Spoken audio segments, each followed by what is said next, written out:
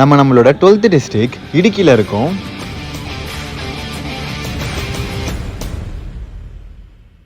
நம்ம இடுக்கி டிஸ்ட்ரிக்டில் மூணார் மட்டும்தான் கவர் பண்ணணும். அதுவுமே வந்துட்டு ஒரு பெரிய விளாக் மாதிரிலாம் எடுக்கல. ரொம்ப இம்பார்ட்டன்ட் கிளிப்ஸ் மட்டும் தான் ஆட் பண்ணியிருக்கேன்.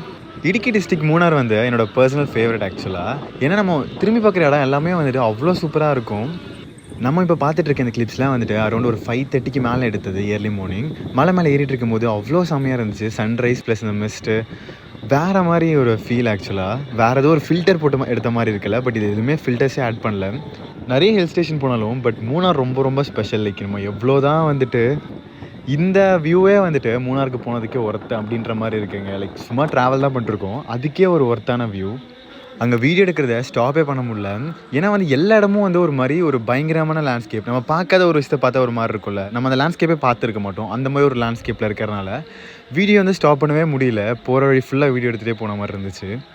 நெக்ஸ்ட் ஒரு 50 செகண்ட்ஸ்க்கு நான் எந்த ஒரு வாய்ஸ் ஓவரும் பண்ணல. அப்படியே அமைதியாக என் கூட ட்ராவல் பண்ணிட்டு வாங்களேன். Lit up your eyes, I could barely breathe no matter how I tried. I held you close just to keep you warm. Then like Jean would do, I walked you to your door. I still wonder when it all ran dry. Will it last a little longer? Do you remember when we were much better? I wish we could go back to when we went. இந்த இடத்துல பாருங்கள், clouds எல்லாமே நமக்கு ரொம்ப கீழே போயிருச்சு. மேலே போன அப்புறம் நல்லா மிஸ்ட் ஆயிடுச்சு. நல்லா ஒரு மழை பெய்கிற அந்த ஒரு மூடுக்கு வந்துருச்சு கிளைமேட்டு. கேரளாவில் போனதுலேயே ஒரு டிஃப்ரெண்ட்டான எக்ஸ்பீரியன்ஸ் தான் இந்த பஸ்ஸு. இது ஃபுல்லாக கிளாஸில் இருக்கும், டபுள் டெக்கர்.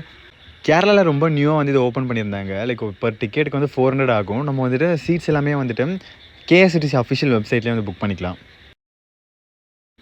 மூணாவது சுற்றி பார்க்குறக்கே நமக்கு 4 days கிட்ட தேவைப்படும். ஏன்னா 4 டேரக்ஷனில் வியூ பாயிண்ட்ஸ் இருக்கும். இது இந்த பஸ் ஒரு டேரக்ஷனில் மட்டும் தான் போகும். அங்கே இருக்க வியூ பாயிண்ட்ஸும் நம்ம இதில் பார்த்துக்கலாம். இந்த பஸ்ஸில் போகிறதுக்கும் அந்த லேண்ட்ஸ்கேப்புக்கும் வேறு ஏதோ ஒரு வெஸ்டர்ன் கண்ட்ரியில் போயிட்டு இருக்கும்போது ஒரு ஃபீலு.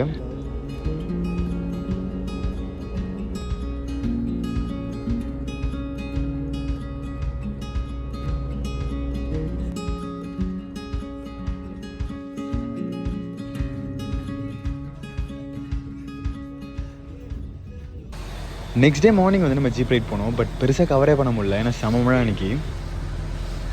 நம்ம இப்போ பார்த்துட்டு இருக்க இந்த இடம் இரவிக்குளம் நேஷனல் பார்க். இங்கே பஸ்ஸஸ் எல்லாமே கவர்மெண்ட்டே ஆர்கனைஸ் பண்ணுறாங்க. ஸோ ரொம்ப சிம்பிளாக தான் இருக்கும்.